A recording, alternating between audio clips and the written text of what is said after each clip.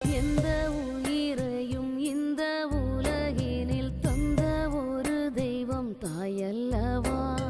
அந்தம் இல்லா ஒரு சொந்தம் என்றால் அது எந்த நிலையிலும் தாயல்லவா. தன்னந்த